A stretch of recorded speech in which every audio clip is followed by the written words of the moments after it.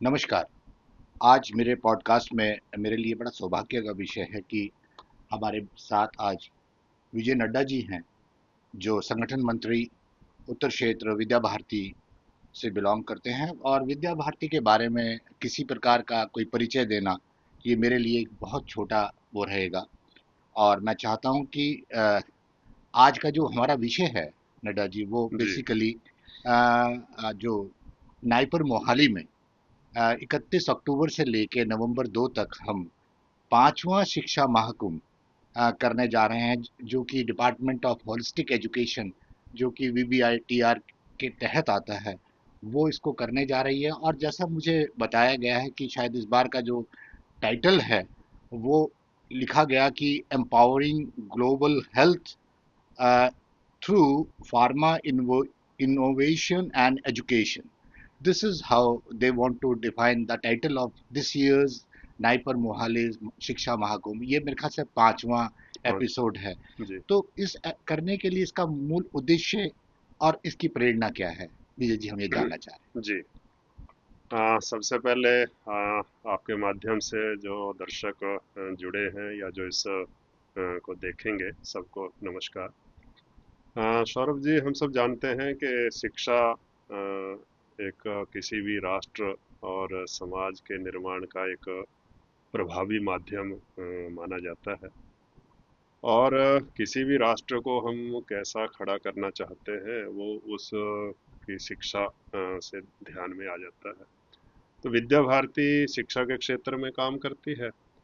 पिछले लगभग 3 वर्ष पूर्व विद्या भारती उत्तर क्षेत्र के ध्यान में आया कि हम फॉर्मल औपचारिक विद्यालय चलाने के साथ साथ शिक्षा के क्षेत्र में हमें कुछ और अधिक करना चाहिए। हैं जी। उसको ध्यान में रखते हुए BVITR की स्थापना हुई और उसके अंतर्गत शिक्षा महाकुंभ की कल्पना विकसित हुई। जी। उद्देश्य है कि शिक्षा के क्षेत्र में सभी समाज के वर्ग आते हैं। शिक्षा सामान्यतः लोग तो स्कूल और टीचर प्रोफेसर यही जी। तक सीमित रखते हैं, जी। लेकिन शिक्षा का दायरा व्यापक होता है। जी। तो इस कारण से विषय ध्यान में आया कि समाज जीवन में नेतृत्व करने वाले सभी वर्गों को जी। वर्ष में एक बार एक मंच पर बैठना चाहिए। जी। समाज की आवश्यकताएं बदलती हैं, समाज की सोच बदलती है, नई पीढ़ी की आवश्यकताएं बदलती हैं। जी। उसके अनुसार समाज के जो प्रबुद्ध लोग हैं, वो वाइस चांसलर से लेके पॉलिटिशियन से लेके पॉलिसी मेकर से लेके समाज जीवन के जो भी नेतृत्व करने वाले लोग हैं, जी। उन सबको वर्ष में एक बार बैठना चाहिए और सरकार की नीतियों की समीक्षा भी करनी चाहिए, आलोचना भी करनी चाहिए। लेकिन केवल आलोचना करके छोड़ देना ये समस्या का समाधान नहीं है। बिल्कुल ठीक बात। आखिर सरकार को भी नीतियां बनाने के लिए सुझाव चाहिए, जी।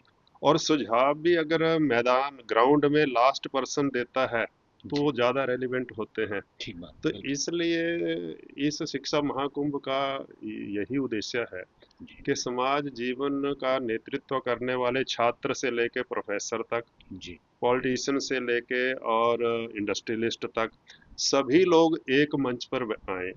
चिंतन करें, मंथन करें और उन विषयों पर समाज को का जो फीडबैक है उसके आधार पर सरकार को सुझाव दें।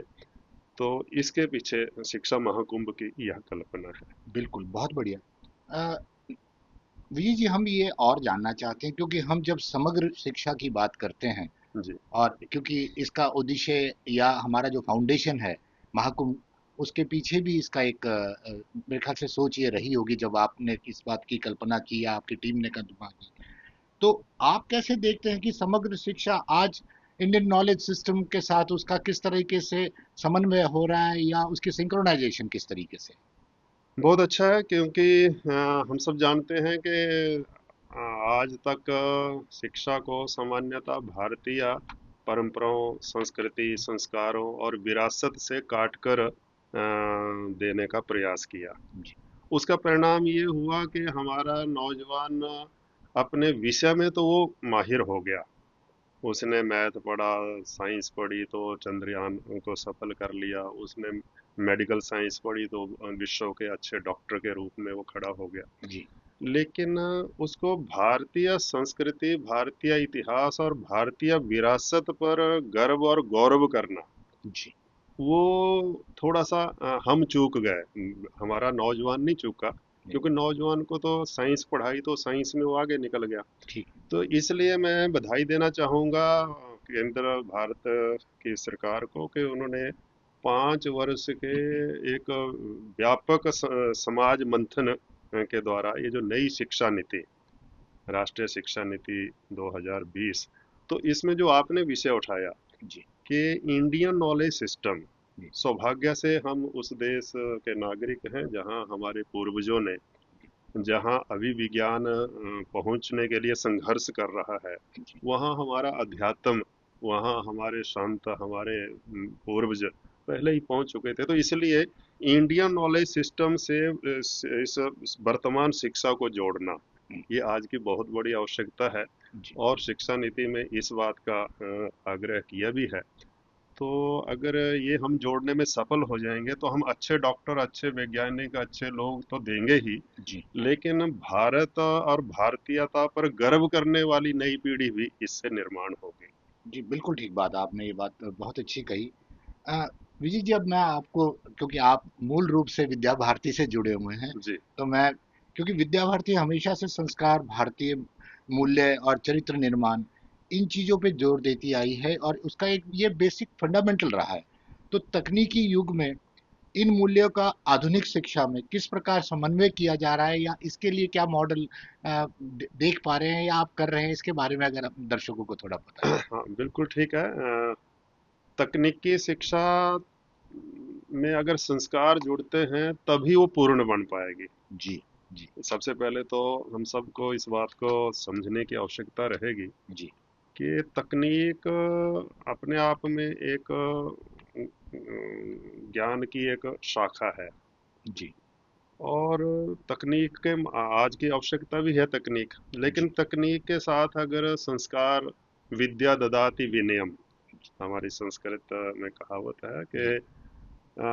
पढ़ने के बाद अगर विनम्रता नहीं आई, जी। तकनीकी तौर पर आप कितने भी योग्य हैं, जी। लेकिन संस्कार, संस्कृति, विनम्रता, तो ये शिक्षा का एक आवश्यक भाग है। जी।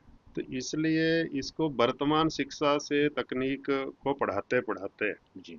बच्चों को अपने संस्कारों से जोड़ने का विद्या भारती में बहुत सफल प्रयोग किया जाता है। ठीक, ठीक, ठीक, ठीक। और इसी कारण से हमें संतोष भी है और हमें गर्व की अनुभूति भी होती है कि हमारे आचार्य, हमारे टीचर जो बच्चों पर मेहनत करते हैं, जी।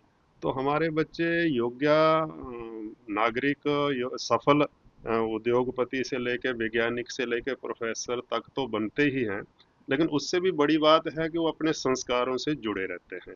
जी। तो इसलिए विद्या भारती में इसका सफल प्रयोग पिछले कई दशकों से चल रहा है जी। और हमें कम से कम संतोष है कि हम अपने प्रयास में सफल हैं। बिल्कुल ठीक बात, आपने बहुत अच्छी बात कही। विजय जी, मैं अब आपको दोबारा से शिक्षा महाकुंभ की ओर ले जाना चाह रहा था, और मैं बात करना चाहता हूँ कि इसके अंदर कुछ प्रयास अब की बार किए गए, जैसे कि इंग्लिश ओलंपियाड, एक वो किया गया टीचर्स के लिए, और टीचर इंटरेक्शन वर्कशॉप्स, वो आपने इसमें किया है। मूल्य आधारित शिक्षा प्रणाली, उनके सत्र आपने किए कि टीचर्स और प्रोफेसर, वाइस चांसलर्स, डायरेक्टर्स वो इन चीज़ों को करें। और फिर उसके अलावा जो सांस्कृतिक लोग हैं और जो सरकार के अंग होते हैं, जिनको आप ब्यूरोक्रेट्स कहते हैं, उनकी कॉन्क्लेव्स को करना।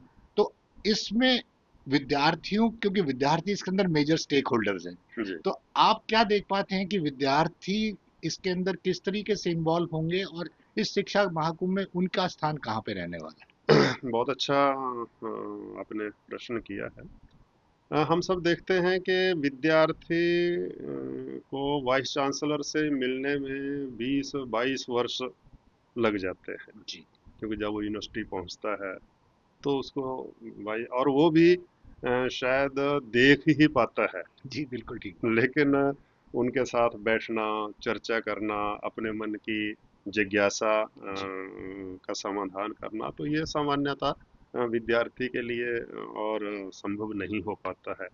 तो ये शिक्षा महाकुंभ की विशेषता है कि इसमें हमने जो हमारे स्टूडेंट जो लीडर्स हैं, लीडर्स इन द सेंस के जो मेरिटोरियस बच्चे किसी भी जी क्षेत्र में उनकी प्रतिभा है, जी चाहे वो एकेडमिक्स में है, स्पोर्ट्स में है, डांस में है, यानी जो हमारे छात्र किसी भी प्रतिभा में जी और जिनके पास ऐसी विशेष प्रतिभा है, तो वो शिक्षा महाकुंभ में भाग लेते हैं। जी तो उनके साथ जो ये बड़े लोग आए होते हैं, अनुभवी लोग हैं, सेल्फ मेड लोग हैं, ज्ञान विज्ञान के क्षेत्र में जिन्होंने अपनी उपलब्धियां अर्जित की हैं, जी तो ऐसे लोगों के साथ इन छात्रों को संवाद करने का अवसर मिलता है। जी जी उनके मोटिवेशनल सेशंस उसमें लिए जाते हैं। तो कुल मिलाकर जो विद्यार्थी है वो इस शिक्षा महाकुंभ का एक प्रकार से केंद्र बिंदु रहता है, और इसलिए बच्चों को इसमें आनंद भी आता है और सीखने को भी बहुत कुछ मिलता है, जी और उनके मन में एक बड़े स्वप्नों का बीजारोपण भी होता है बिल्कुल ठीक बात, कि बिल्कुल। जब वो ऑफिसर्स को देखते हैं, वैज्ञानिक को देखते हैं, प्रोफेसर वाइस चांसलर्स को देखते हैं, इंस्पिरेशन तो होती है। इंस्पिरेशन भी मिलती है और उनके सपनों का साइज भी बढ़ता है।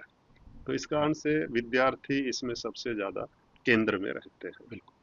विजय जी, एक बात फिर आ जाती है कि हमारे यहाँ इस तरह, वैसे तो देखा जाए ऐसा नहीं होना चाहिए, ना होता है, फिर भी ग्रामीण और शहरी, जी। इसका एक डिफरेंस रहता ही रहता है।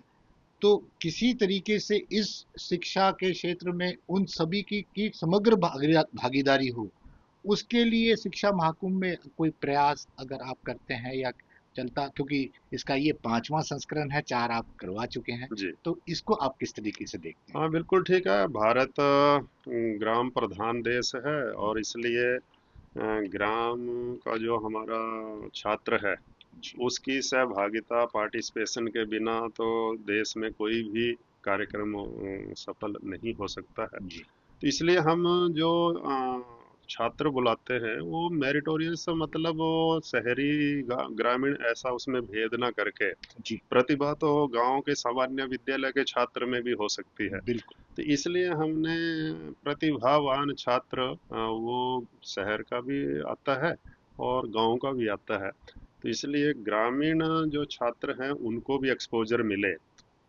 अजय महाकुंभ हम बड़े संस्थानों में करने का एक उद्देश्य ये भी रहता है कि जी वहाँ की वो लैब देखता है, वहाँ का परिसर देखता है, वहाँ का, तो इससे भी उसके विचारों को और एक नई दिशा भी मिलती है। तो इसलिए ग्रामीण छात्रों को भी हम आग्रह प्रयास करते हैं कि वो भी इसमें अपनी सहभागिता करें। जी।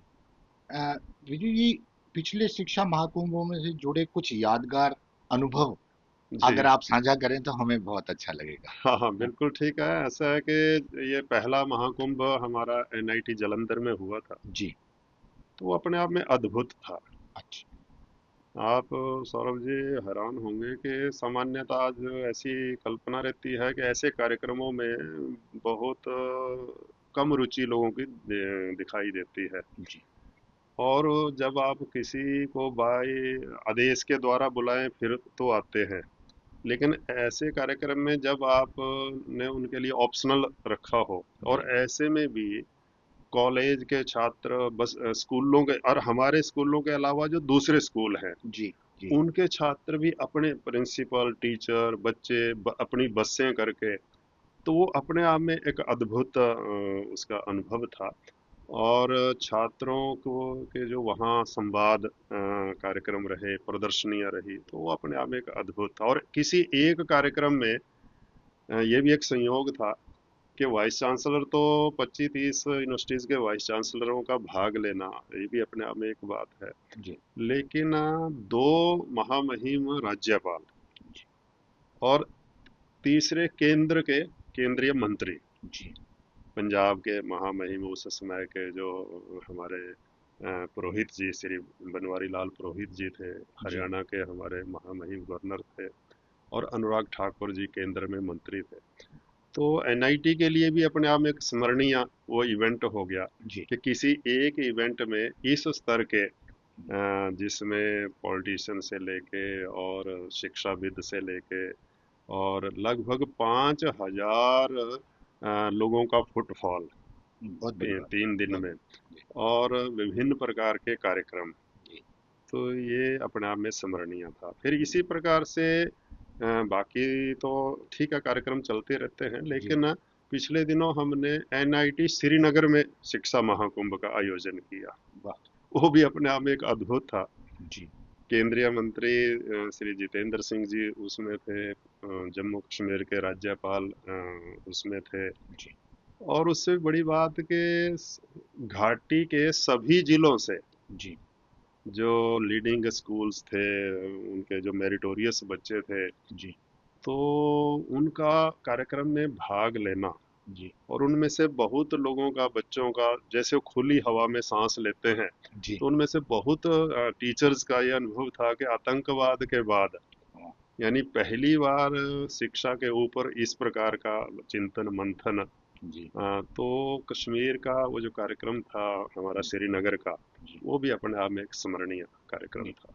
मैं बिल्कुल, क्योंकि इसी शिक्षा उससे जुड़े हुए हैं, तो मैं विजय जी ये भी चाहता हूँ कि जो 5वां संस्करण नाइपर मोहाली में होने जा रहा है, इसकी कुछ विशेष विशेष बातें अगर आप हमें थोड़ा बता दें। हाँ, शिक्षा महाकुंभ जैसे कोई भी कार्यक्रम रहता है, वो हर कार्यक्रम से अगले कार्यक्रम में कुछ उसमें हम आगे बढ़ते हैं। तो जी, ऐसे शिक्षा महाकुंभ की जो यात्रा है, जी, उसमें भी यही ध्यान में आता है कि एनआईटी जालंधर के बाद उसमें से कुछ और बातें ध्यान में आई। कुछ जी, एक और भी बात है कि हम ओपन हैं, जो हमारी टीम है जी, वो ओपन है, तो सबसे फीडबैक लेके, सबके सुझाव लेके, जी, तो उसमें लगता है कि कोई और डायमेंशन ऐड करना है तो वो जी, भी करते रहते हैं। तो इसलिए पिछले वर्षों में ये जो कनक्लेव्स का आइडिया है, अच्छा, तो ये अपने आप में बड़ा अच्छा उसकी फीडबैक आ रही है। जी, तो ये जो नाइपर का हमारा जो शिक्षा महाकुंभ है, इसमें 12 कनक्लेव्स अच्छा जी, समाज जीवन के जो अलग अलग क्षेत्र हैं, जी, वाइस चांसलर से लेके और पॉलिसी मेकर से लेके, इंटरप्रेन्योर से लेकर, जी, मीडिया से लेकर, जी, और साइंस से लेकर, तो ये 12 समाज जीवन के अलग अलग क्षेत्रों का नेतृत्व करने वाली ऐसी 12 कनक्लेव्स का आयोजन, ये जी, इस कार्यक्रम की विशेषता। जी, और जैसा आपने कहा कि ओलंपियाड, तो जी, ये भी पहला प्रयोग इस महाकुंभ से प्रारंभ हुआ है। तो इंग्लिश ओलंपियाड में पहले ही प्रयास से जी, और 10,000 से अधिक बच्चों का उसमें पार्टिसिपेशन, तो जी, मैं समझता हूँ कि अपने आप में एक बहुत बड़ी बढ़िया, बहुत बड़ी बात बहुत है। बड़ी बात। और उद्घाटन पंजाब के हमारे महामहिम राज्यपाल जी श्री गुलाब चंद कटारिया जी करेंगे। जी, और दूसरे दिन केंद्रीय पूर्व जो हमारे मंत्री हैं श्री अनुराग ठाकुर जी, जी, और तीसरे दिन जो अभी तक जिनकी कंफर्मेशन आई है, जी, वो ले के जो हम यूटी के हमारे गवर्नर हैं, जी, जिसको हम लेफ्टिनेंट गवर्नर कहते हैं, जी, जी, जी, तो श्री कविंद्र गुप्ता जी, तो जी, ऐसे 3 वीआईपीज की अभी तक कंफर्मेशन आई है। जी, और इसके अतिरिक्त लगभग 30-35 वाइस चांसलर्स, अच्छा जी, एनआईटी आईआईटी के डायरेक्टर्स, जी, और इस बार के महाकुंभ में जो ब्यूरोक्रेट्स हैं, जी, उनकी भी अच्छी संख्या में भाग लेने की संभावना है। बहुत बढ़िया। तो जी, कुल मिलाकर ये महाकुंभ भी पिछले महाकुंभों से और अच्छा होगा, ऐसी अपेक्षा है। नहीं, मैं बिल्कुल समझ सकता हूँ, क्योंकि एक इतना बड़ा मंथन है, और ख़ास तौर पे जब हम नई शिक्षा नीति के ऊपर बातचीत कर रहे हैं, और 2047 तक प्रधानमंत्री का एक विज़न, जी, इस भारत को विकसित देश की ओर ले जाने के लिए, तो ये एक बहुत बड़ा रोड मैप जो शिक्षा महाकुंभ भी तैयार करेगा। तो विजय जी, अंत में मैं आपसे ये बात करना चाहता हूँ कि आप अपने सभी शिक्षकों को, विद्यार्थियों को और नागरिकों को कि प्रेरणादायक कोई संदेश अगर आप जी। देना चाहें तो आप ज़रूर दीजिए। आ, बहुत अच्छा है। हम सब जानते हैं कि जैसा आपने कहा कि भारत 2047 तक एक बिग ड्रीम, जिसको हमारे डॉक्टर अब्दुल कलाम कहते थे, थिंक बिग, जी, बड़ा सोचना। सौभाग्य का विषय है कि अब देश का नेतृत्व भी बड़ा सोचना प्रारंभ किया है, और सामान्य छात्र ने जी, भी कुछ बड़ा सोचना प्रारंभ किया है। जी, तो मैं समझता हूँ कि आज का संदेश की बात करनी हो तो यही हो सकता है कि हमारे आचार्य, हमारे टीचर्स अपनी भूमिका को समझें, और अपने छात्रों का ये जो बड़ा स्वप्न है, ये केवल टीचर नहीं, मुझे लगता है कि सारे समाज को मिलकर ही करना होता है। पेरेंट्स को भी इसमें, अभिभावकों को भी अपना योगदान देना होता है। जी। तो बड़ा सोचना, और भारत 2047 से पहले भी इस लक्ष्य को प्राप्त कर सकता है। जी। विकसित राष्ट्र, विश्व गुरु भारत। तो मैं समझता हूँ कि बहुत ही सौभाग्य से ऐसा समय आता है, और वो सौभाग्य से वो समय, इस समय भारत का समय चल रहा है। तो हम सब मिलकर इस लक्ष्य को 47 से कितना पहले प्राप्त कर सकते हैं। क्या हम 37 में, 35 में, 30 में, और देश में संभावना है। जी। तो आवश्यकता है कि हमारे छात्र बड़ा सोचें, उसके लिए कठोर परिश्रम, और उसके लिए निरंतर प्रयास। जी। और जो हमारे शिक्षक हैं, जो हमारे अभिभावक हैं, जो समाज का नेतृत्व करने वाले लोग हैं, जी। वो हमारे छात्रों को हतोत्साहित ना करें, हम्म। प्रोत्साहित करें जी। कि आपके अंदर संभावना है, आपके अंदर क्षमता है, यू कैन, आप कर सकते हैं। जी। तो जी। अगर ऐसा वातावरण बनेगा तो हम निश्चित रूप से इस लक्ष्य को 47 से भी पहले जी। और प्राप्त कर सकते हैं। नहीं, बिल्कुल, बहुत बढ़िया बात। और मैं आपके इस यू कैन को आगे बढ़ाता हुआ ये जरूर कह सकता हूँ कि शिक्षा केवल साक्षरता नहीं है, ये एक जीवन मूल्यों की साधना है। ये जी। आपका, आपकी बातों से मुझे ऐसा लगा कि यही इसका मूल मंत्र है। और विजय जी, मैं आपको बहुत बहुत धन्यवाद देना चाहता हूँ कि आज आप मेरे पॉडकास्ट में आए। और मैं ये कामना करता हूँ कि पांचवा महाकुंभ संस्कृति, शिक्षा और समग्र विकास की इस यात्रा के साथ एक नया अध्याय जोड़ेगा। आप हमारे पॉडकास्ट में, आपका बहुत बहुत धन्यवाद, धन्यवाद। धन्यवाद, धन्यवाद, नमस्कार। नमस्कार।